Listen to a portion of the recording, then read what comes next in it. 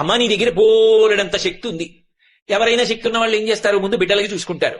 పెద్ద కొడుకు విఘ్నేశ్వరుడికి ఏమైనా చేద్దామంటే ఏం చెయ్యాలి, ఆయనే పరమశక్తి వస్తుడు, ఇంకా నువ్వు ఆయనకేం చెయ్యక్కర్లా. ఇక రెండో వాడు సుబ్రహ్మణ్యుడు మహాజ్ఞాని, ఆయనకేమీ చెయ్యక్కర్లా. మీ ఆయన మహానుకో అమ్ముణ్ణి కలిచేశాడు, ఇంకా ఆయన వివాహం ఎందుకు చేసుకుంటాడు. కానీ అలాంటి వాణ్ణి తపస్సు చేసి ఉంచి మెడలో తాళి కట్టించుకోడు, నీది కదా గొప్పతనం.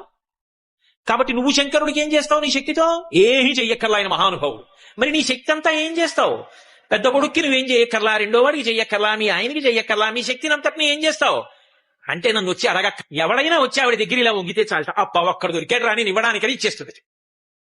అమ్మా అప్పుట్ట నువ్వు సంతోషంగా నవ్వుతుంది తప్ప, నా దగ్గర ఉన్నది ఇవ్వడానికి ఇవాళుడు దొరికాడు రా నాకని సంతోషిస్తావమ్మా.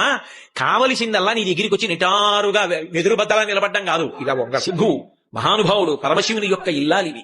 అమ్మా లోకములను కన్న తల్లివి, అపారముగా అనుగ్రహించగలిగినటువంటి జగన్మ